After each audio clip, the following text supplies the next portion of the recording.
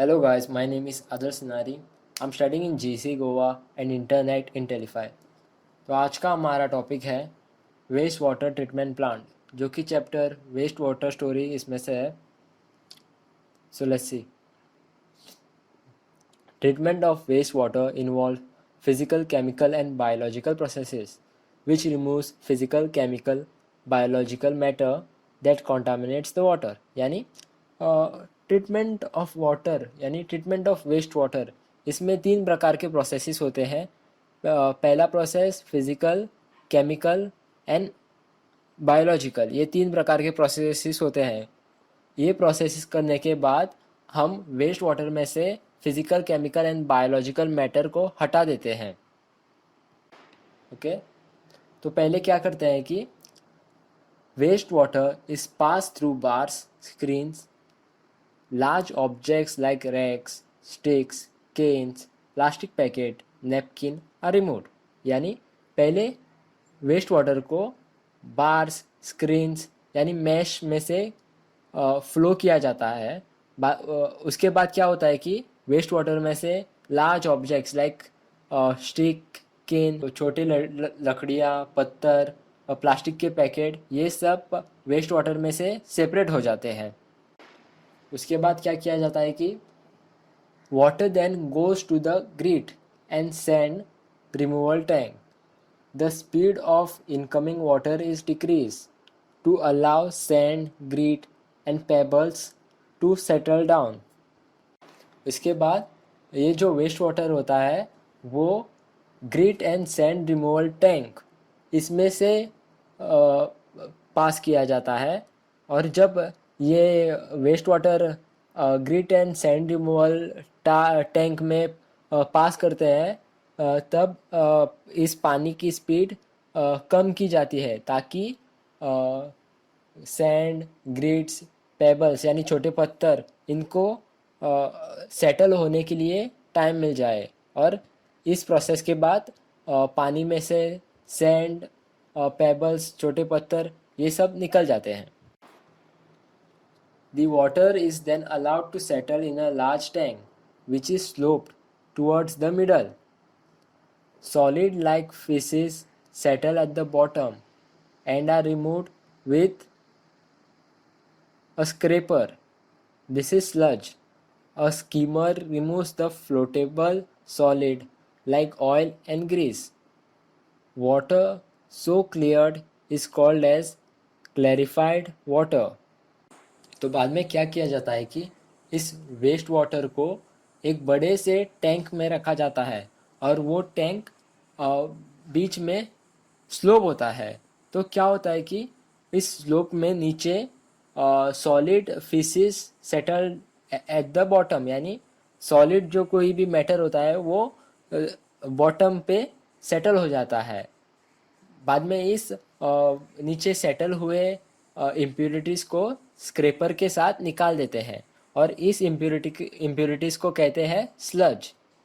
बाद में schemer removes the फ्लोटेबल solid, यानी जो भी पानी के ऊपर रहता है इम्प्योरिटीज़, उनको स्कीमर से निकाल देते हैं. Impurities like oil and grease. ये सब करने के बाद हमें क्लैरिफाइड वाटर मिलता है. The sludge is transferred to the separate tank where it is decomposed by the anaerobic bacteria. The biogas produced in the process can be used as fuel or can be used to produce electricity. यानी जो sludge निकालते हैं ना waste water से, उसको separate tank में रखा जाता है और उस स्लज को डिकम्पोज किया जाता है एनारोबिक बैक्टीरियाज के साथ. यानी उस स्लज में एनारोबिक बैक्टीरियाज मिलाते हैं और वो स्लज डिकम्पोज किया जाता है. इससे हमें बायोगैस मिलता है और ये बायोगैस एज अ फ्यूल या फिर ईंधन या फिर इलेक्ट्रिसिटी बनाने में यूज़ हो सकता है. Air is pumped into the clarified water to help aerobic bacteria to grow. Bacteria consume human waste, food waste, soap and other unwanted matter like still remaining in clarified water, यानी क्या होता है कि बाद में जो पानी होता है उसमें एयर पंप किया जाता है ताकि उसमें एरोबिक बैक्टीरिया है वो उन वो ग्रो होकर वो बैक्टीरियाज उस पानी में से human waste, food waste, soap और अदर अनवांटेड वेस्ट को निकाल देते हैं इस क्लैरिफाइड वाटर में से। तो आप देख सकते हैं कि क्लैरिफाइड वाटर में भी थोड़ी बहुत इम्प्योरिटीज होती है, जैसे कि human waste, soap waste and food waste, etc. After several hours, the suspended microbes settle at the bottom of the tank as activated sludge. The water is then removed from the top. बाद में उस पानी को घंटों तक वही settle होने के लिए रखा जाता है। बाद में उस पानी में से जो बैक्टीरियाज होते हैं या फिर माइक्रोब्स होते हैं वो नीचे सेटल हो जाते हैं, उनको एक्टिवेटेड स्लज कहते हैं। दिस वाटर, बाद में ये जो पानी होता है वो ऊपर से निकाल दिया जाता है टैंक में से। The activated sludge is about 97% water. The water is removed by sand drying beds or machines. Dried sludge is used as manure, returning organic matter and nutrient to the soil. यानी जो activated sludge मिलता है वो 97% पानी होता है। तो ये पानी कैसे निकाला जाता है कि इसको सैंड ड्राइंग बेड्स या फिर मशीन से निकाला जाता है। बाद में जो बचा हुआ 3% ड्राइड स्लज बचता है ना, उसे एज अ मैन्योर मिट्टी में मिला देते हैं और बाद में ये सारे न्यूट्रिएंट फिर से मिट्टी में चले जाते हैं। The treated water has a very low level of organic material and suspended matter. It is discharged into a sea, a river, or into a ground. Nature cleans it up further. Sometimes it may be necessary to disinfect water with chemical like chlorine and ozone before releasing it into the distribution system. तो बाद में जो पानी बचता है, यानी जो waste water से हमें पानी मिला है, वो उस पानी को सीज में या फिर रिवर में या फिर ग्राउंड में छोड़ा जाता है, क्योंकि इस पानी में बाद में बहुत कम लेवल तक ऑर्गेनिक मैटर बचता है। ये पानी आप फिर से रिवर में छोड़ने के लिए सेफ होता है। कभी कभी उस पानी को केमिकल्स से क्लीन करना पड़ सकता है, जैसे chlorine and ozone chemicals use करते हैं before releasing the water into the distribution system. यानी पानी को रिलीज करने से पहले उसको साफ़ किया जाता है ओजोन और क्लोरीन ये केमिकल्स के साथ, और बाद में उसे छोड़ देते हैं। Become an active citizen. Waste generation is a natural part of human activity, but we can limit the type of waste and quantity of waste produced. Often we have been repelled by offensive smell. The sight of open drainage is disgusting. यानी humans का nature है वो waste तो create करेंगे ही, और waste अपने आप ही या फिर ह्यूमन एक्टिविटीज़ के साथ तैयार हो ही जाता है, लेकिन हम कुछ वेस्ट अप्लाई कर सकते हैं जिससे कि टाइप ऑफ वेस्ट यानी तरह का वेस्ट और क्वांटिटी ऑफ वेस्ट कम कर सके। हमें कभी भी वेस्ट का स्मेल, या फिर आपने देखा होगा कि डस्टबिन रखे जाते हैं वहाँ कैसा स्मेल आता है, वो हमें अच्छा नहीं लगता। और अगर ओपन गटर दिख जाए वो भी अच्छा दृश्य नहीं होता।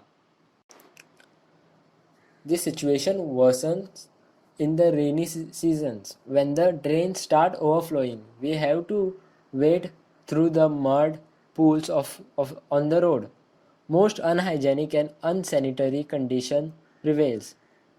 Flies, mosquitoes, and other insect breed in it. यानी बारिश में ये सिचुएशन और भी ख़राब हो जाती है। और क्या होता है कि गटर का पानी और बारिश का पानी मिलके रोड को पूरा फ्लडेड कर देता है, यानी भर जाते हैं रोड पानी से भी। और क्या होता है कि हर जगह कीचड़ कीचड़ हो जाता है और उसमें से ही इंसान को चलना पड़ता है और कोई चारा नहीं होता। और इससे बहुत सारी बीमारियां हो सकती है। और इससे क्या होता है कि ये कंडीशन बहुत ही अनहाइजेनिक होता है। और ऐसे ही पानी इकट्ठा होकर फ्लाइज, मस्कीटोस और बहुत सारे insect. You can be an enlightened citizen and approach the municipality or the Gram Panchayat. Insist that the open drainage be covered. If the sewage of any particular house makes the neighborhood dirty, you must request them to be more considerate about others' health. यानी आप अच्छे citizen बन सकते हैं। जैसे कि आपको कुछ एक्टिविटीज़ करनी पड़ेगी, जैसे कि आप म्यूनसिपैलिटी पंचायत के पास जाके उनको बोल सकते हैं कि भाई इस जगह पे गटर है वो कवर नहीं किया है, उसे उसे ठीक तरह से कवर कीजिएगा। या फिर क्या कर सकते हैं कि किसी घर का अगर ड्रेनेज सिस्टम ठीक नहीं है, यानी सीवेज सिस्टम ठीक नहीं है, वो ऐसे ही बाहर कचरा फेंक देते हैं, तो उनको आप अच्छी तरह बता सकते हैं कि ये जो आप कर रहे हैं या फिर आपका सीवेज सिस्टम या फिर ड्रेनेज सिस्टम वो ठीक नहीं है, इससे बहुत सारी बीमारियां हो सकती है। और ये सिर्फ उनके लिए नहीं बल्कि बाहर वालों के लिए और उसके अराउंड जो लोग रहते हैं उनके लिए भी खतरनाक हो सकता है। इसके लिए हमें लोगों के पास आके समझाना पड़ेगा ताकि लोग हेल्थी रहे और कोई डिजीजेस ना हो। आप अपने डेली लाइफ में देखते ही होंगे कि लोग ऐसे ही हर जगह जाते हैं तो कचरा फेंक के आते हैं। ये एक बहुत बुरी आदत है इंसानों की कि वो जहाँ भी जाते हैं वो कचरा करके आते हैं। क्लीनलीनेस हमें मेंटेन करनी चाहिए, ये हमारे देश के लिए और हमारे स्वास्थ्य के लिए बहुत ही इम्पोर्टेंट चीज़ है।